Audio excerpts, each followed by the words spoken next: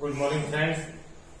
Myself, Mr. Manoj Kumar, and you are watching my YouTube channel Agarwal Foundation Classes. और इस video के अंदर हम 12th class chemistry first chapter solid state को continue करते हैं। इससे पहले मैं एक वीडियो इसके ऊपर डाल चुका हूं। अगर आपने वो वीडियो देखी है तो उससे आगे कंटिन्यू करते हैं। अगर नहीं देखी है तो डिस्क्रिप्शन बॉक्स में वीडियो का लिंक आपको मिल जाएगा, आप वहां से देख सकते हो। और देखो दोस्तों, एक हम्बल रिक्वेस्ट है मेरी आपसे कि वीडियो को कंप्लीट देखा करो। और अगर आप कंप्लीट वीडियो देखते हो तो ये गारंटी के साथ है कि आपको वो बेनिफिशियल लगेगी, आपको फायदेमंद होगी, वो आप उससे कुछ बेनिफिट जरूर उठा सकते हैं। तो इससे इस वीडियो के अंदर पिछली वीडियो से next topic types of solids. देखो, हमने इससे पहले की वीडियो के अंदर पढ़ा था कि जो सब्सटेंसेस होते हैं वो 3 स्टेट्स के अंदर एग्जिस्ट करते हैं, लेकिन वो 3 स्टेट्स के अंदर एग्जिस्ट क्यों करते हैं। सेकंड हमने वहां पर पढ़ा था characteristics of solids, properties of solids, solids की क्या क्या प्रॉपर्टीज होती हैं। इससे नेक्स्ट टॉपिक हम पढ़ते हैं टाइप्स ऑफ सॉलिड्स। जो सॉलिड्स होते हैं वो कितने टाइप के होते हैं। अब यहां पर देखिए दोस्तों, solids are of 2 types. Solids 2 प्रकार के होते हैं और ये दोनों प्रकार किसके आधार पर होते हैं, ये उनके अरेंजमेंट, जो उनके कॉन्स्टिट्यूएंट पार्टिकल्स होते हैं उनके अरेंजमेंट के आधार पर होते हैं। So solids are of 2 types on the basis of the constituent particles, arrangement of their constituent particles। और वो 2 टाइप के सॉलिड्स कौन कौन से होते हैं। First crystalline solids and second amorphous solids. First crystalline solids and second amorphous solids. हम यहां पर दोनों को डिफाइन करते हैं। Crystalline solids are those solids which have regular arrangement of their constituent particles, यानी कि वो सॉलिड्स जिनके कॉन्स्टिट्यूएंट पार्टिकल्स का रेगुलर अरेंजमेंट होता है। रेगुलर अरेंजमेंट का मतलब है कि जैसे ये हमारे पास मान लीजिए एक सॉलिड है और इसके अंदर जो भी कॉन्स्टिट्यूएंट पार्टिकल्स हैं वो एक रेगुलर फैशन के अंदर, एक रेगुलर पैटर्न के अंदर अरेंज है। यानी कि ये एक हॉरिजॉन्टल रो के अंदर अरेंज है, ये इसके नीचे सेकंड। अब यहां पर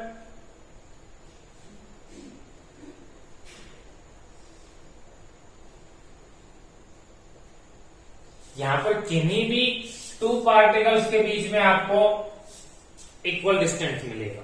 यानी कि अगर हम इन पार्टिकल्स को इस डायरेक्शन में इसी तरीके से और इस डायरेक्शन में इसी तरीके से अरेंज करते जाएं तो यहां पर हमें कंप्लीट जो सॉलिड है वो मिल जाएगा।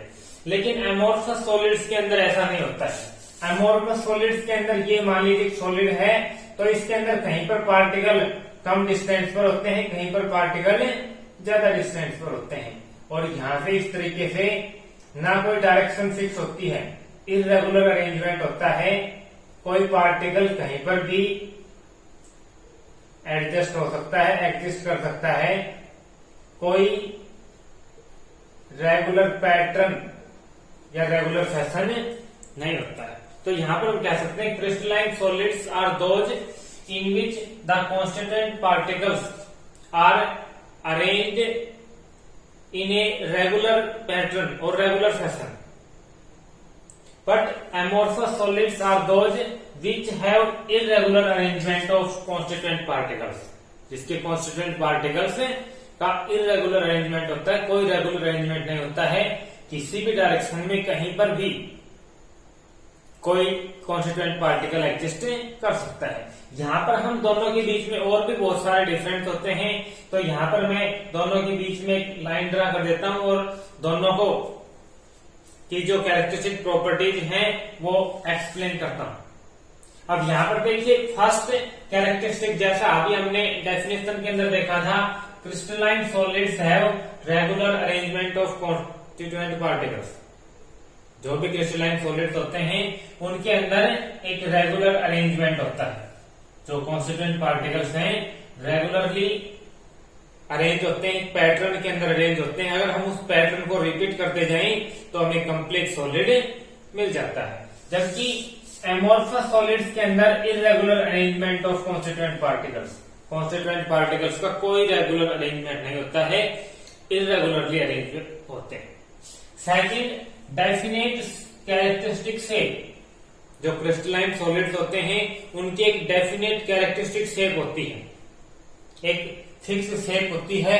जैसे वो क्यूबिक हैं, क्यूबॉइडल हैं या रोम्बस हैं, इस तरह से इनके फिक्स कैरेक्टरिस्टिक शेप होती है। लेकिन जो एमोर्फस सॉलिड्स होते हैं उनकी कोई रेगुलर शेप नहीं होती है, इरेगुलर शेप के अंदर होते हैं। किसी भी शेप के अंदर वो हमें मिल सकते हैं।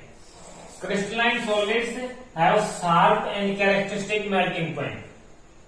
Sharp and characteristic melting point, यहां पर देखिए मैं दोस्तों बताता हूं आपको sharp and characteristic melting point, यानी कि इनका एक मेल्टिंग पॉइंट फिक्स होता है। जैसे मान लीजिए कि आइस है, सॉलिड वाटर है, इसका मेल्टिंग पॉइंट होता है 0 डिग्री सेल्सियस।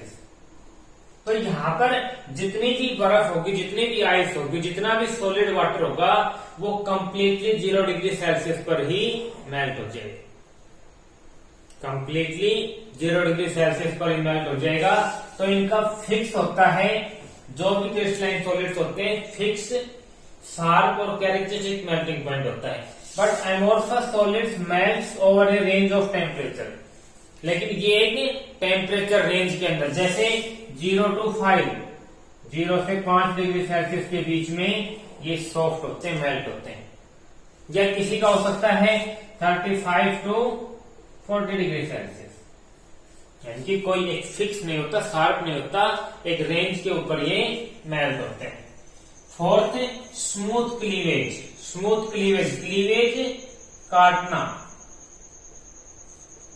अगर हम किसी क्रिस्टलाइन सॉलिड को किसी चाकू से या किसी से काटते हैं, उसको क्लीव करते हैं एक शार्प एज टूल से, एक शार्प एज टूल से अगर हम उसको कट करते हैं, काटते हैं, तो जो क्रिस्टलाइन सॉलिड्स होते हैं वो स्मूथली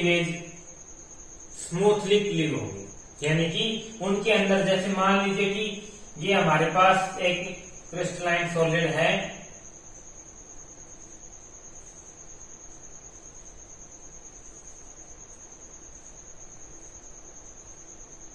ये हमारे पास, और हम इसको यहां से काटते हैं, तो यहीं से ये पोर्शन यहां से कट करके और ये अलग से हो जाएगा।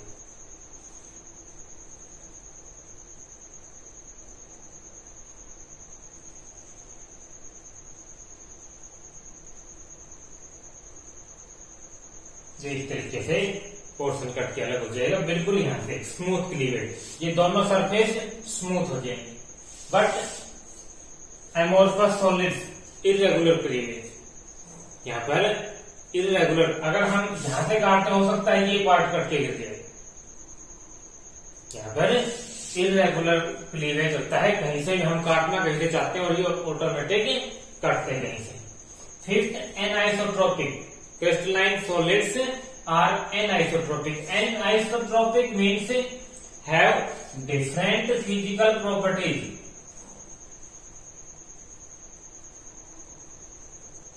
Different physical properties in different direction.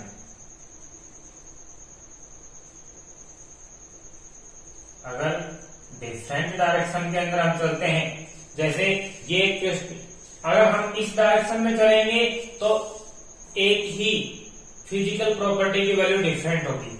अगर हम इस डायरेक्शन में चलते हैं तो डिफरेंट होगी, इस डायरेक्शन में चलते हैं तो डिफरेंट होगी। Crystalline solids are anisotropic in nature, it means they have different physical properties in different direction. But amorphous solids are isotropic.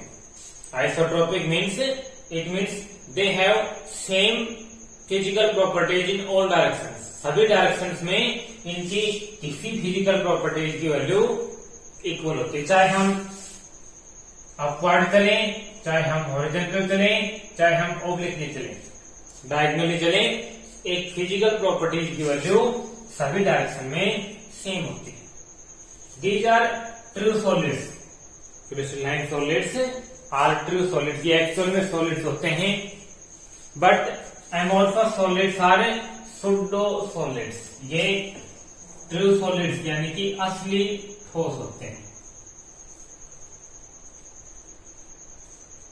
But amorphous solids are नकली ठोस, ये नकली ठोस होते हैं, या फिर हम कहें कि एक्चुअल में ये सुपर कूल्ड लिक्विड्स होते हैं। सुपर कूल्ड लिक्विड्स का मतलब है अगर हम किसी लिक्विड को सुपर कूल कर दें, यानी कि बहुत ज्यादा ठंडा कर दें, तो वो हार्ड हो जाएगा, हार्ड हो जाएगा तो एक एमोर्फस सॉलिड्स होगा, उसके जो कॉन्स्टिट्यूएंट पार्टिकल्स हैं इररेगुलरली अरेंज हो जाते हैं, तो वो है कि सुडो सॉलिड या सुपर कूल्ड लिक्विड या एमोर्फस सॉलिड्स कहलाएगा। जैसे इनके एग्जांपल्स हैं, क्रिस्टलाइन सॉलिड्स के एग्जांपल्स हैं जितने भी मेटल्स होती हैं, copper, silver, iron, zinc, manganese, cobalt, जो भी, या जो डायमंड, ग्रेफाइट, कोवेलेंट कंपाउंड्स हैं, या और भी जो हैं, जैसे सॉलिड आइस है, सॉलिड वाटर है, सॉलिड कार्बन डाइऑक्साइड जिसको ड्राई आइस बोलते हैं, ये सब इसके एग्जांपल्स हैं। And examples of amorphous solids are glass, plastic, rubber. जो ग्लास है, कांच होता है, super cooled liquid amorphous solid होता है, रबर है, प्लास्टिक है, ये सब super cooled liquids amorphous solids या सुडो सॉलिड्स के अंदर आते हैं। तो यहाँ पर ये इनकी अलग अलग कैरेक्टरिस्टिक्स हैं, इससे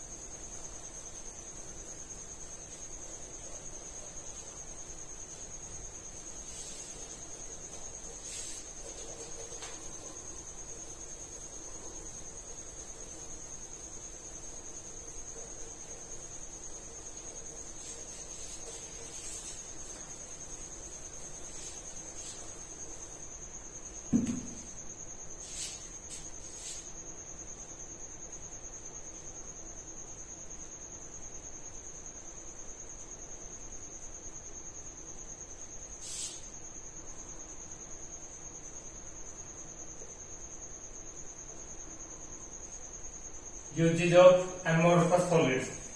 यहाँ पर देखो दोस्तों, जो क्रिस्टलाइन सॉलिड्स है उनको हम डिटेल्स में पढ़ेंगे, क्योंकि एक्चुअल में वही सॉलिड्स होते हैं, वही ट्रू सॉलिड्स होते हैं, तो उनको हम डिटेल्स में, इससे आगे हम और भी डिटेल में पढ़ेंगे हम उनको।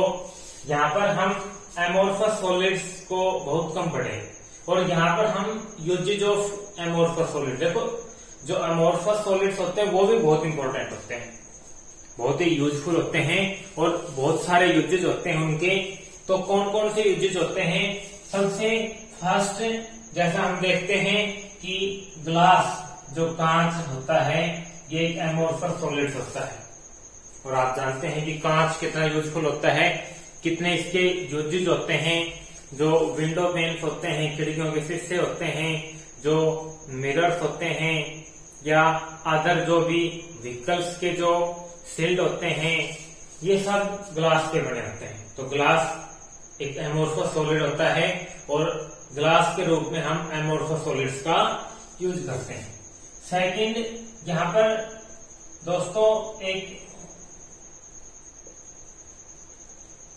एमोर्फस सॉलिड होता है, एमोर्फस सिलिकॉन। जो सिलिकॉन होता है ये भी दो फॉर्म के अंदर यूज होता है, एमोर्फस भी होता है और क्रिस्टलाइन भी होता है।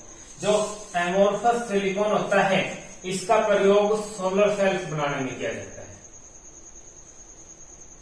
जो सोलर सेल्स होती हैं जो सोलर एनर्जी को इलेक्ट्रिसिटी के अंदर कन्वर्ट करती हैं, डायरेक्ट इलेक्ट्रिसिटी के अंदर, वो सोलर सेल्स होती हैं फोटोवोल्टेक सेल्स जिनको बोलते हैं, सोलर सेल्स या फोटोवोल्टेक सेल्स। इनको बनाने के लिए एमोर्फस सिलिकॉन का प्रयोग किया जाता है। थर्ड, जैसा आप देखते हैं जो प्लास्टिक्स होते हैं, plastics are very important compound.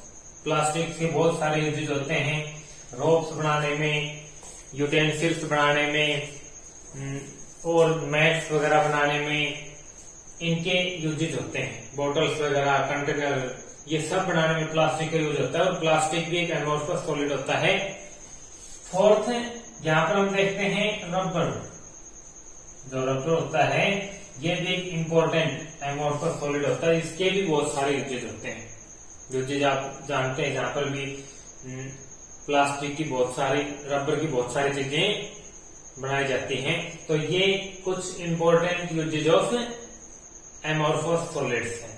तो इस वीडियो के अंदर दोस्तों इतना ही। इससे नेक्स्ट वीडियो के अंदर अगला टॉपिक लेकर के आएंगे, types of crystalline solids. Crystalline solids के भी अलग अलग टाइप्स होते हैं, उनको हम एक एक करके 1 बाय 1 डिटेल में पढ़ेंगे। तब तक के लिए आप वीडियो देखिए, लाइक कीजिए, अपने दोस्तों के साथ, अपने रिलेटिव्स के साथ शेयर कीजिए, और अगर अभी तक आपने हमारे चैनल को सब्सक्राइब नहीं किया है तो कृपया सब्सक्राइब कर लीजिए और बेल आइकन को प्रेस कीजिए। धन्यवाद।